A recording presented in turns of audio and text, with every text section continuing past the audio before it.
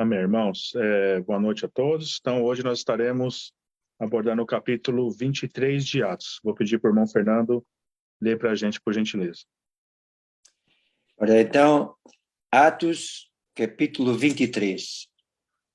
E assim nos diz: E pondo Paulo os olhos no conselho, disse: Homens e irmãos, até ao dia de hoje tenho andado diante de Deus com toda a boa consciência.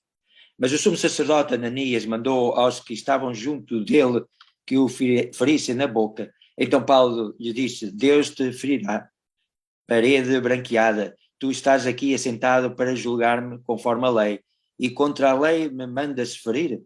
E os que ali estavam disseram: Injurias o sumo sacerdote de Deus? E Paulo disse: Não sabia, irmãos, que era o sumo sacerdote, porque está escrito: Não dirás mal do príncipe do teu povo.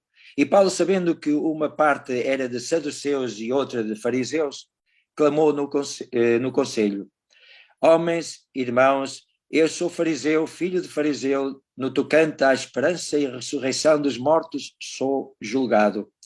E havendo dito isto, houve dissensão entre os fariseus e saduceus, e a multidão se dividiu, porque os saduceus dizem que não há ressurreição, nem anjo, nem espírito, mas os fariseus reconhecem uma e a outra coisa.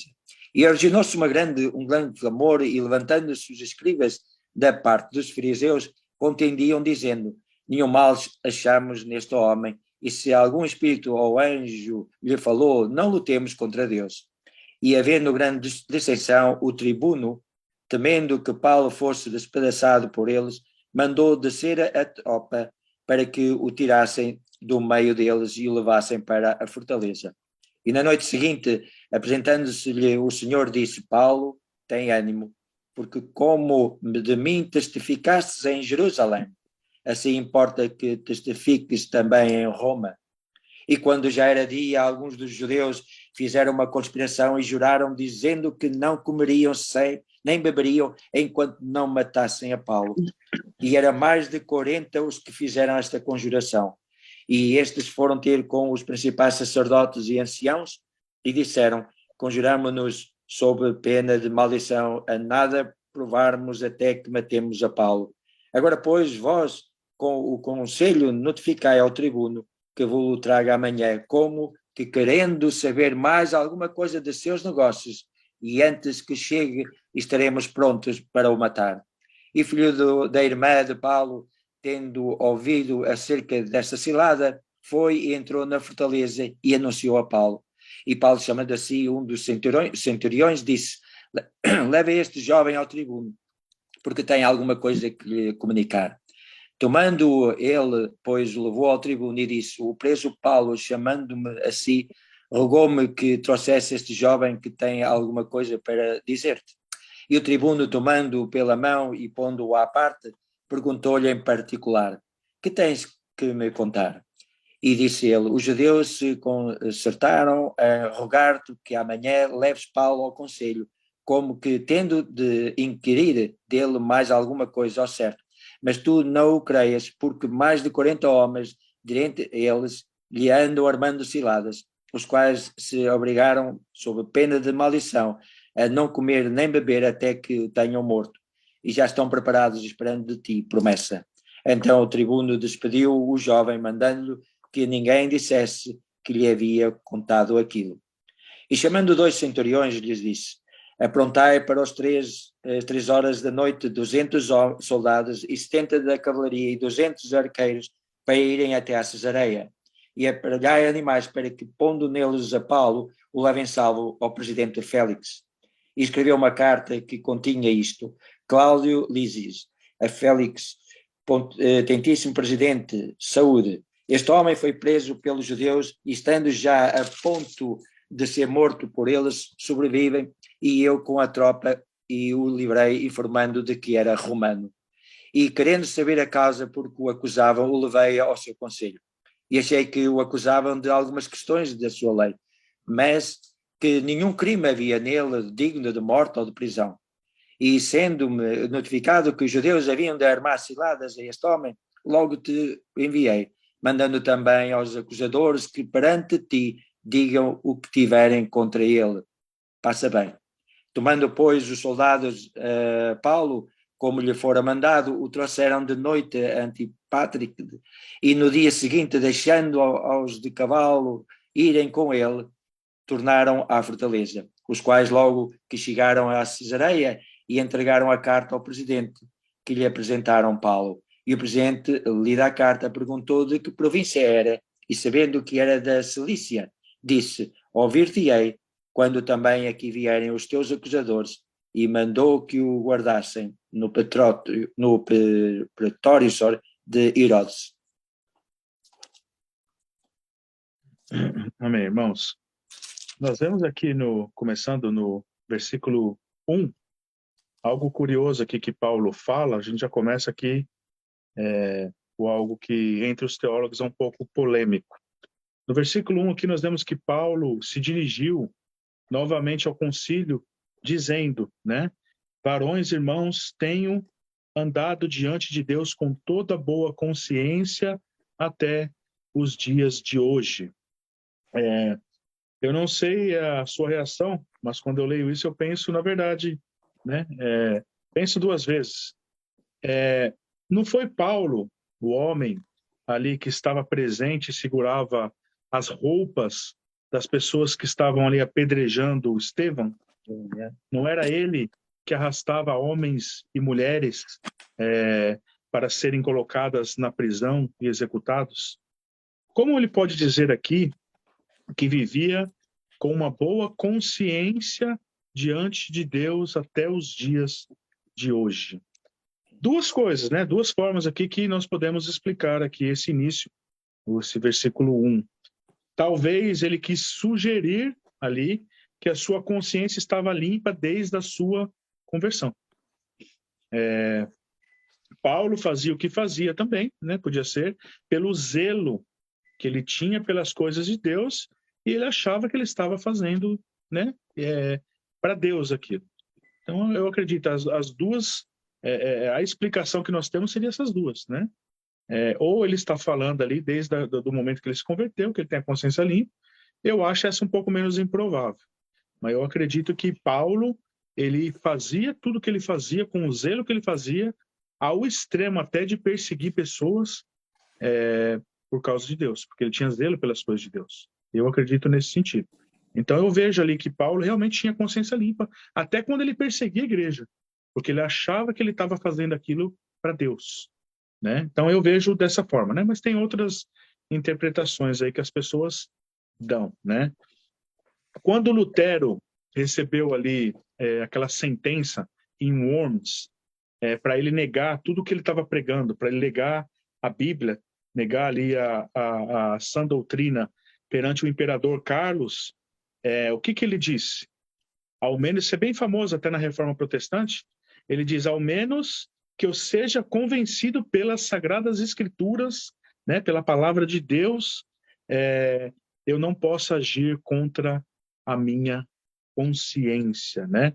Ele diz: não é certo e nem seguro, né? A consciência de Lutero estava cativa à palavra de Deus.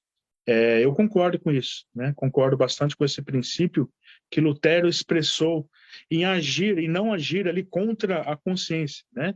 Você agir contra a sua consciência não é correto, né? E não é seguro, né? A Bíblia nos diz que o que não é pela fé é pecado, né? Romanos capítulo 14, versículo 23. Tudo o que nós fazemos, né, que não é pela fé, é pecado. Ou seja, se nós vamos contra a nossa própria consciência, sabendo que aquilo é errado, né, é pecado. Por isso que ir contra a sua consciência não é saudável e não e é errado, no caso, né? Há pessoas que acreditam que certas coisas são erradas e pecaminosas, embora a Bíblia as deixe livres nesse ponto.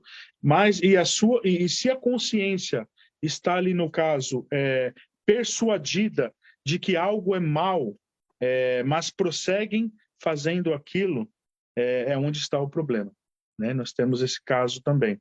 Por um outro lado, se alguém está totalmente convencido de que uma certa atividade é justa e virtuosa, embora vista de Deus que seja pecado?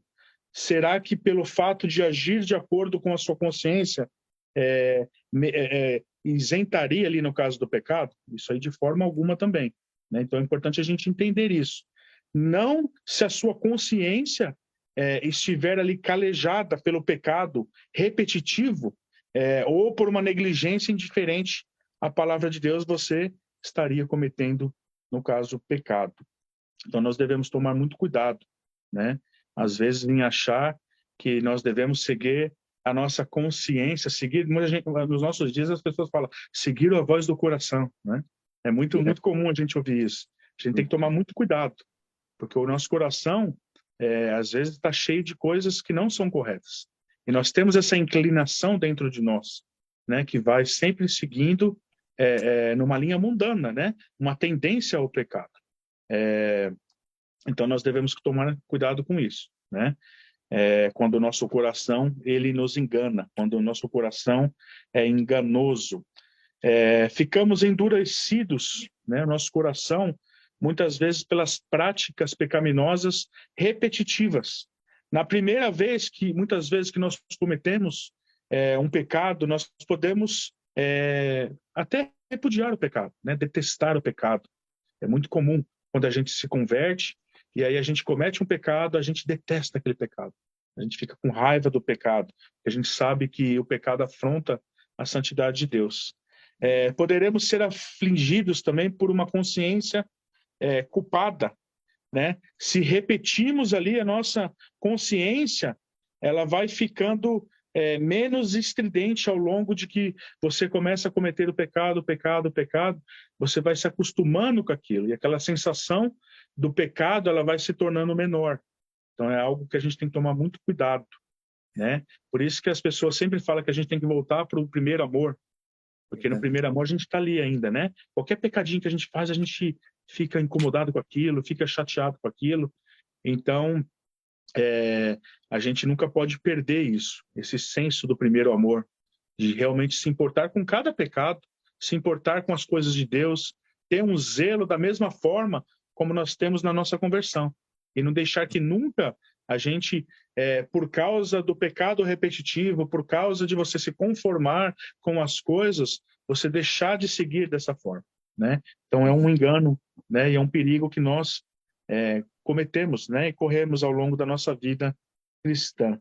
Somos como as pessoas que Jeremias descreveu que tinham a testa de uma prostituta que perdera a sua capacidade de se arrepender.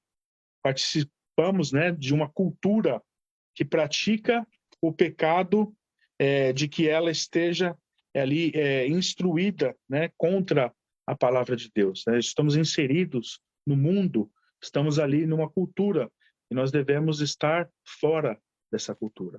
Por mais que nós estejamos no mundo, nós não devemos ser do mundo. Nós devemos praticar as coisas conforme os princípios de Deus e não conforme as tendências do mundo, né? Como Romanos capítulo 12 diz, que nós não nos devemos nos moldar segundo as tendências desse mundo, né? Mas nós devemos nos moldar e seguir a palavra de Deus. A melhor coisa a se fazer quando formos obedecer a nossa consciência, isso é muito importante, irmãos, é nós checarmos o nosso coração, a nossa mente, segundo os princípios bíblicos, né? Para a gente não cometer o erro de que achar que uma coisa é correta, mas ela não é. Hoje em dia, irmãos, a gente vê absurdos que acontecem nos nossos dias. Pessoas que dizem que o sexo antes do casamento é normal, porque é o amor, né? Tudo que você fizer com amor, não tem problema. Tem pessoas hoje, muitas igrejas inclusivas, que são igrejas homossexuais. Eles falam, não, é amor, eles amam, tudo em nome do amor. Jesus não teria problema com isso, porque é amor. Então é um amor que não está embasado na palavra de Deus. Não tem nada, pelo contrário, a palavra de Deus condena essas coisas. A palavra de Deus condena a relação sexual antes do casamento, a palavra condena o homossexualismo, entre outras coisas. Só que hoje em dia as pessoas não aceitam, né? Elas acham que aquilo é amor. O que é abominação para Deus para muitos lá fora, ou até mesmo dentro da igreja, irmãos. A igreja está numa situação tão decadente nos nossos dias que as pessoas acham que é normal, né? É amor, né? Deus, Jesus não vai se importar com isso, não. Jesus é muito bom, né? Então eles se enganam. Então sempre uma coisa muito boa para se fazer é sempre nós checarmos a nossa consciência, se ela está de acordo com a palavra de Deus. Nós devemos fazer isso, irmãos, para não cairmos no engano. Quando Paulo fez menção da sua consciência, o sumo sacerdote, Ananias, ordenou àqueles que estavam próximo que lhe batessem na boca. Nós vemos aqui. Paulo, aqui nessa situação, ele replicou dizendo, Deus há de ferir, no caso, de acordo, né? É uma parede branqueada aqui que ele falou, te estás aí sentado para julgar-me segundo a lei e contra a lei mandas me agredir. Nós vemos no versículo 3. Essa atitude que Paulo teve pode até soar assim como uma resposta até não cristã. Falar, Paulo foi grosso aqui, mas não, irmão, se a gente for ver, essa atitude não pode, ela soa como algo cristão. Se nós nos basearmos de como Jesus, ele agia com os fariseus. Se vocês lembrarem bem, em uma ocasião, Jesus falou que eles eram sepulcros caiados. Justamente ali. Os fariseus ali, ó, o sumo sacerdote, todos eles eram sepulcros caiados, extremamente bonitos e limpos e puros interiormente, mas estavam repletos de ossos mortos por dentro. Assim, Paulo repreendeu aqui o sumo sacerdote, a hipocrisia dele. Os que ouviram Paulo, no entanto, nós vemos no versículo 4, estás injuriando o sumo sacerdote de Deus. E então Paulo disse algo aqui intrigante também, que ele não sabia, né? Ele diz aqui, não sabia, irmãos, que ele era o sumo sacerdote. Porque está escrito aqui, não falarás mal da autoridade do teu povo, no versículo 5. Esse princípio, ele não foi revogado, né? Somos exortados a falar respeitosamente aos líderes, né? Às autoridades. Isso é um princípio que nós devemos seguir ainda, não foi revogado. Como devemos entender, então, aqui as palavras do apóstolo Paulo? Paulo não falou tão duramente contra o sumo sacerdote aqui, para isso seria que Paulo estava talvez com uma visão confusa, porque ele foi espancado, né? Naquele tumulto, o pessoal bateu nele. Então, talvez ele não sabia que era o sumo sacerdote ali, porque ele estava, talvez, com a visão abalada, né? Pode ser um dos motivos ali. Um outro fato também que podemos ver que Paulo não reconheceu ali Ananias, no caso, era porque fazia 20 anos que Paulo não estava, né, em Jerusalém, né? Então, pode ter sido aí, ele não reconheceu ali o sumo sacerdote Ananias. Outros argumentos, né, que de acordo com Flávio Joséfo, diz que Ananias não era o sumo sacerdote neste momento. E pode ser ali que havia, então, alguma confusão entre a multidão sobre quem era realmente esse Ananias. Eu acho, né, não tão provável, né, essa confusão, mas isso é relatado por Flávio Joséfo, um historiador, que ele não era o sumo sacerdote da época aqui. E Paulo, nós vemos, continuando no texto, que ele não era bobo. Ele era um fariseu. Ele sabia de cor de todos os costumes dos judeus, sabia tudo deles. Ele conhecia o sistema judaico ali. Então nós vemos que ele disse que a razão subjacente ali para o alvoroço era de fato de que ele estava testemunhando a ressurreição. E Paulo foi muito inteligente aqui quando ele disse isso, justamente porque ele conhecia os costumes tanto dos fariseus quanto dos saduceus. O fundamento de tudo que ele ensinou, ele disse aqui que estava baseado na ressurreição.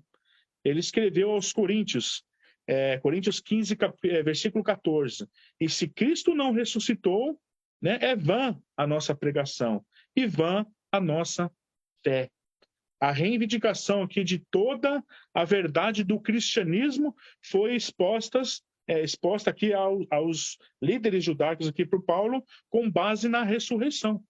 Então, Paulo foi muito inteligente aqui, justamente porque os saduceus, eles não acreditavam na ressurreição, na vida após a morte, mas os fariseus, sim. Né? Então, Paulo aqui conseguiu dividi-los. Né? Aqui nós vemos que eles eram um povo que brigava muito. Saduceus e fariseus, teologicamente, eram quebra-pau. Eles discordavam sobre diversos assuntos, e é engraçado que nós vemos aqui que eles se uniram para pegar Paulo. Né? Eles se uniram aqui para pegar Paulo. Mas nós vemos aqui que Paulo, com esse argumento, conseguiu dividi-los. E ali Paulo, como fariseu, expôs. Ele está sendo julgado justamente por defender algo que os fariseus defendiam, que é justamente a ressurreição. E aí os fariseus aqui disseram, não achamos neste homem mal algum. E será, né, eles falaram aqui que talvez um anjo aqui tenha falado alguma coisa para ele? Então ali começou outro alvoroço ali, eles começaram a brigar, e aí os saduceus e os fariseus começaram aí, continuaram ali com as brigas teológicas que eles costumavam ter. E os saduceus aqui, no versículo 11, nós vemos que Deus deu um encorajamento aqui para Paulo. Se teve alguém, meus queridos, que foi constante na obra do Senhor, totalmente constante, foi o apóstolo Paulo, né? E mesmo assim, ele precisou de encorajamento. É interessante se a gente for ver isso. Porque a gente vê, às vezes, eu imagino o Paulo, né, fala, puxa, eu sempre falo que depois de Jesus, o Paulo é a pessoa para a gente se basear, né? Claro que ele não é Deus, né? Mas foi um homem fabuloso. Um homem que, não só a inteligência, mas também o fervor, a força física, né? Ele era uma máquina imparável. E mesmo ele aqui precisou de encorajamento do Senhor. E aqui nós temos um ensinamento precioso, irmãos, que não importa o quão forte nós podemos achar que nós somos, nós sempre precisamos ouvir a voz de Deus. Sempre precisamos ter encorajamento da parte de Deus. Sempre precisamos ler a Bíblia, estar ouvindo a Deus, né? Nós vemos que até os homens fortes, como Paulo, um dos homens mais fortes que já existiu, o grande herói da fé, Paulo, precisava também de encorajamento para prosseguir, o encorajamento que vem dos céus, a palavra de Deus, a voz de Deus. Então, esse é um ensinamento que nós devemos ter em mente também. Nós precisamos também, irmãos. O pastor americano Robert Sproul, ele costuma dizer que nós devemos ouvir a palavra de Deus, né? Ler a Bíblia todos os dias, porque todos os dias nós esquecemos. Isso é muito interessante. E eu concordo, né? Lutero costumava dizer que se você passou um dia onde você não meditou sobre a palavra de Deus, esse dia foi um dia inútil. Então é com essa seriedade que o cristão deve prosseguir, né? Sempre ouvindo a Deus falar, sempre ouvindo os encorajamentos de Deus e buscando o Senhor na palavra de Deus. Versículo 12, aqui nós vemos que Lucas então relata que 40 homens aqui fizeram um voto sagrado de greve de fome. Eles não comeriam ou beberiam até que Paulo estivesse morto aqui. E então eles ali armaram, nós vemos aqui uma cilada para pegar Paulo, para matar ele. No versículo 16, nós vemos um fato também interessante. Mas o filho da irmã de Paulo, tendo ouvido o trama, foi e entregou na fortaleza ali e avisou, né, no caso, Paulo. Essa é a primeira vez, irmãos, que nós vemos na Bíblia falar sobre a família de Paulo. Obviamente, ele tinha pelo menos uma irmã, nós sabemos aqui, e essa irmã tinha um filho, aqui no caso, que é o sobrinho do apóstolo Paulo. Não sabemos como o sobrinho de Paulo ouviu sobre essas conspirações. Como eu disse na semana passada, que provavelmente a família de Paulo, né, era uma família muito influente e rica, pelo fato de eles terem a cidadania romana, e por Paulo ter sido criado aos pés de Gamaliel, que era o maior rabino da antiguidade. Então, nós vemos que, além de eles serem fariseus, judeus zelosos e ricos, né? Então, nós sabemos que a família dele era assim. E aqui nós vemos falar que ele tinha uma irmã e o sobrinho. Se a família, né, sendo do jeito que a gente imagina que ela era, de fariseus, de judeus extremamente zelosos, é muito provável que a família de Paulo ali deserdou ele, depois da conversão dele. Mas é aparente que nós vemos aqui que a irmã dele e seu filho, obviamente, seu sobrinho, permaneceram ali leais a ele. Então, é um fato interessante aqui também. Paulo disse-lhe para ele ir ali ao comandante, e ele fez ali, contou ao comandante o plano que eles tinham ali de matar e tirar a vida ali do apóstolo Paulo. O comandante, nós vemos como resultado disso, enviou ali 470 soldados para fazer ali uma escolta armada, para tirar ali Paulo de Jerusalém e levá-los ali para 96 quilômetros ali ao norte, que é na Cesareia.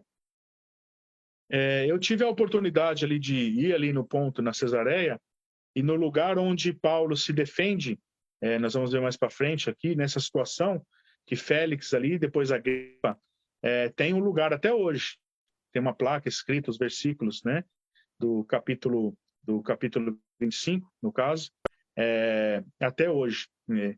Então, Paulo foi ali para Cesareia, ao norte, que é 96 quilômetros ao norte ali da Cesareia. E ali nós vemos que Félix era o governador regional, onde ele tinha ali a sua residência.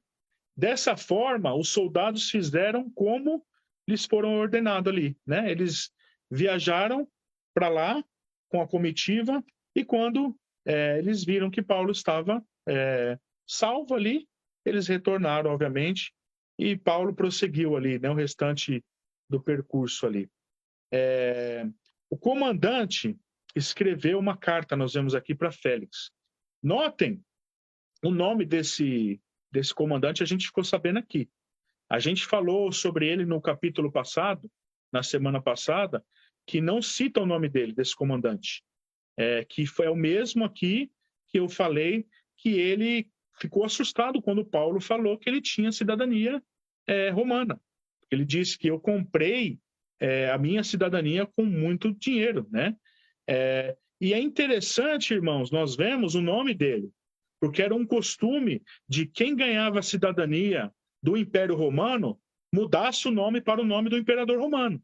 E o nome dele é Cláudio. Aqui nós vemos, né? Cláudio Lisias, que era o nome dele. Então, aqui nós entendemos que ele tem o nome de Cláudio justamente porque ele ganhou a cidadania, ele comprou, na verdade, com muito dinheiro. E ele escreve, então, a carta aqui para o governador Félix, dizendo, excelentíssimo governador Félix, saúde, nós vemos no versículo 26. Na sociedade romana, tinha ali, no caso, níveis definidos de hierarquia social.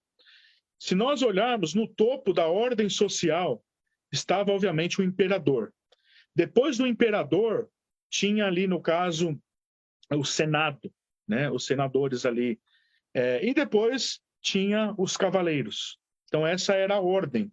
E vinha depois os governadores. E nós vemos aqui que o Félix era um governador. E ele tinha ali, aqui o título, né? Mais excelente aqui.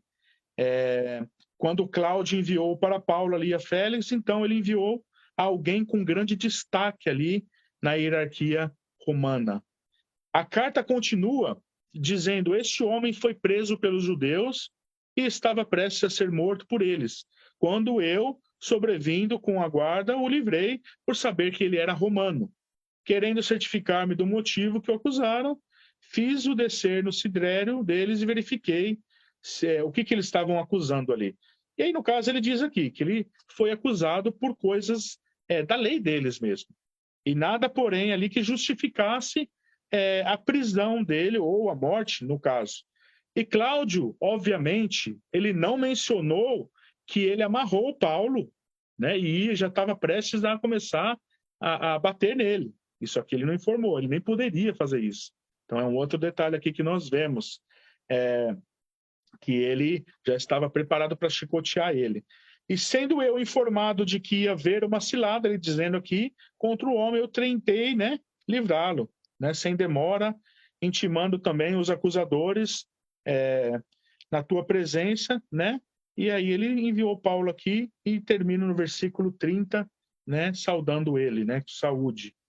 Então segue-se aqui o relato de como Paulo foi entregue a Félix, o governador cuja sede era ali na Cesareia.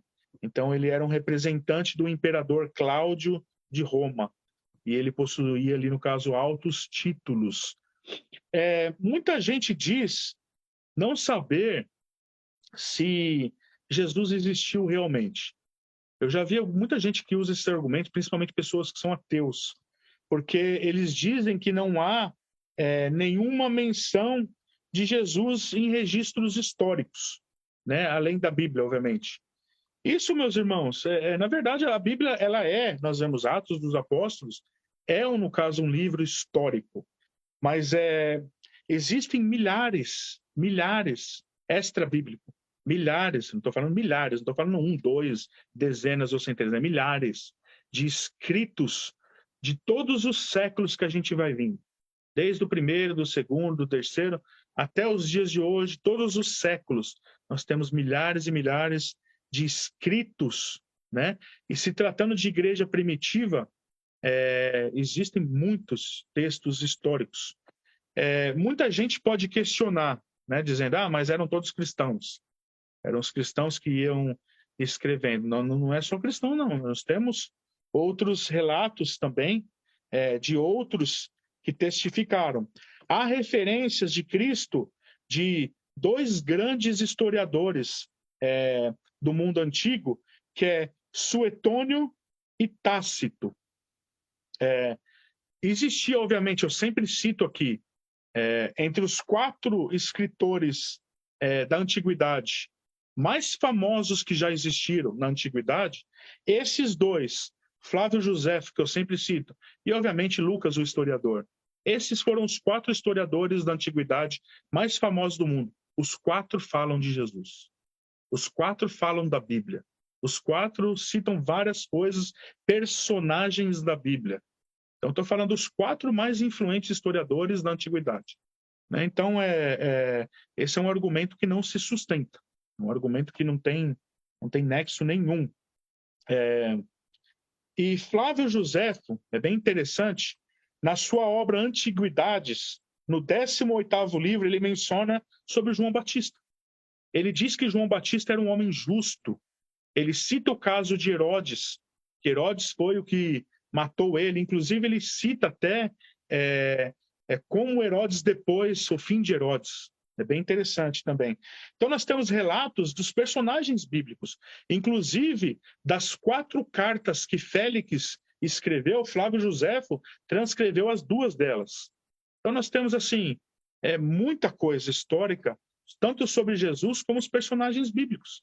Né? Isso aí, esse fato dos ateus, das pessoas lá fora, que nunca nem se informaram, nunca leram sobre o cristianismo, eles falam essas coisas sem saber, porque eles não estudaram, eles não sabem disso. Mas temos muito. Eu sempre falo isso, irmão, já repeti isso uma série de vezes. Você faça isso, estuda a história, estudem o período patrístico, que você vai ver que isso só vai fortalecer a sua fé, porque é inquestionável. Né? Como eu sempre digo, nos nossos dias, os cientistas, eles discordam de um monte de coisa que a Bíblia diz, que o Jesus fez, mas eles não negam de forma alguma a existência de Jesus, porque não tem como a gente negar isso. E nós vemos, eu até separei um texto aqui, de Flávio Josefo, que depois de ele falar todas essas coisas sobre João, Josefo, na mesma obra, também ele faz menção do nosso Senhor Jesus dessa maneira. Irmãos, estou falando da época de Jesus aqui, da época, historiador ali do 1º século. Né? Ele disse o seguinte, na mesma época, né, que João, ele está dizendo aqui, havia um certo Jesus, homem sábio. Aí ele diz assim, se de fato é apropriado chamá-lo homem. pois era realizador de feitos extraordinários, mestre dos homens, os quais recebiam sua doutrina com prazer. E juntou-se muitos judeus, né, e muitos gregos também a ele. Esse era tido como Cristo. Depois que Pilatos infligiu, ele cita ainda que Pilatos infligiu a punição da cruz a ele, sob a acusação dos nossos principais homens. Ele era judeu, por isso que ele fala nossos principais. Ele era um judeu inimigo dos judeus, na verdade. Era um desviado do judaísmo, né? Inclusive os judeus odiavam ele, porque ele escrevia e tinha uma aliança com Roma, tá? Então, por isso que ele diz aqui que ele foi acusado pelos nossos principais homens. Os que antes estavam ligados a ele não deixaram de amá-lo, pois apareceu a eles novamente vivo no terceiro dia, de acordo com os santos profetas que haviam declarado essas inúmeras outras coisas a respeito dele. Ou seja, o que José está falando aqui é que depois da ressurreição dele, as pessoas que viram ele testemunhavam, Jesus ressuscitou. E aí ele termina dizendo, a raça dos cristãos que recebe o seu nome ainda continua. Então, esse aqui é um relato de um historiador judeu, né, sobre Jesus, né?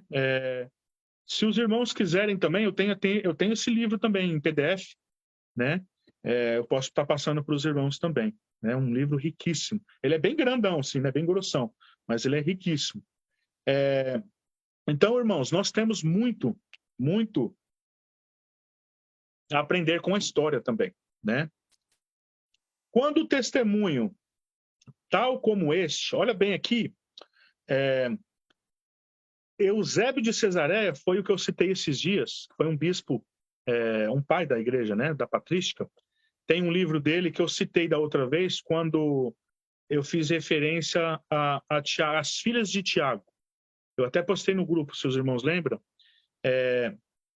Esse mesmo Eusébio de Cesareia, um dos pais da igreja, falou sobre esse comentário de Flávio Josefo. Ele disse o seguinte: quando tal testemunho como esse é transmitido a nós por um historiador surgido dentre os próprios hebreus, né, entre os judeus, tanto a respeito de João Batista como do nosso Salvador, que subterfúgio pode restar que impeça de serem condenados a toda a vergonha os que forjaram tais documentos como esse, né? Por isso deve bastar esse assunto, né? Então ele diz, né, aqui que o testemunho que é tal transmitido, né, pelo historiador, né, fala sobre João Batista, fala também sobre o Salvador, né? Acerca de Félix, irmãos, como eu disse, né, conta a história que ele nasceu também na escravidão, mas depois recebeu a sua liberdade. Esse é o Félix aqui que eu estou citando aqui, né, que é o governador. Então ele era um escravo. Nós temos relatos tanto de Flávio Josefo como também de Tácito, que Tácito diz que esse mesmo Félix ele ganhou a sua liberdade por causa da mãe, né? Que fala que foi a mãe de Cláudio, o imperador, que deu para ele, no caso, a liberdade. E Tácito, no caso, né, diz que teve a liberdade por causa da mãe dele. E Josefo diz que foi o imperador que deu a liberdade para ele. Muitas pessoas falam que houve contradição entre esses dois historiadores. Só que não houve, na verdade, né? Não é uma contradição entre historiadores, porque foi, obviamente, dado a liberdade pelo imperador, mas por influência da mãe. Então, as duas coisas estão juntas, né? Um diz que foi pela mãe, outro diz que foi o imperador. Foi pelo imperador por influência da mãe, né? Isso aí não tem contradição nenhuma também. Então, mais um fato aqui que nós vemos, comentado por historiadores também, acerca de um personagem bíblico. E ambos, né, historiadores aqui concordam que Félix nasceu escravo e depois foi elevado ao cargo aqui de governador. E o seu irmão também, que ele tinha um irmão chamado Palas, que também nasceu na escravidão, e ele subiu até a alta hierarquia romana também, e se tornou responsável por todos os funcionários públicos de Roma. muito semelhante ali a um cargo de ministro de um governo, no caso, como tem os ministros do presidente do Brasil, né? Então, Félix, nós sabemos também, de acordo com a história, que esse Félix teve 3 esposas. Sua primeira esposa, ela era neta de Antônio e Cleópatra, né? Conhecida como, né, do Egito, Cleópatra. Sua terceira esposa foi Drelúzia, filha do rei Herodes Agripa I. E na época de Paulo, Félix começou aqui, né? Casou-se ali também com uma outra pessoa da realeza, que possuía títulos também. Então, contudo, nós vemos que, como afirma Tácito, Félix era conhecido também por ser brutal. Então, esse Félix aqui, Paulo estava indo para uma pessoa bruta, para uma pessoa assassina. Essa era a característica de Félix, citada também pelos historiadores, né? Quando os judeus aqui enfrentaram os romanos, Félix, ele destruiu ali, no caso, os romanos. Então, ele era uma pessoa muito bruta, né? Então, nós vemos aqui, irmãos, quando Félix recebeu a carta de Paulo, ele apresentou diante dele aqui e disse aqui no versículo, né, no versículo 35, ouvir-te-ei quando chegarem os teus acusadores. E mandou que ele fosse detido ali no pretório de Herodes, né? Nós vemos isso. E ele estava disposto a ouvir aqui o caso de Paulo, mas não antes que chegassem ali os acusadores. Assim ele termina o capítulo 23, e no capítulo 24, justamente, nós começaremos com os acusadores de Paulo. Eu sei que aqui foi bem histórico, irmãos. Aqui eu trouxe bastante coisa histórica, porque justamente aqui é bastante histórico, né? E tem um conteúdo muito rico, histórico, que é citado acerca dos personagens bíblicos, né? Mas é isso, irmãos. Capítulo 23, e na semana que vem nós entraremos no capítulo 24. Amém? Vou fazer uma oração, então. Pedir para o Charles terminar. Vou fazer uma oração para a gente terminar.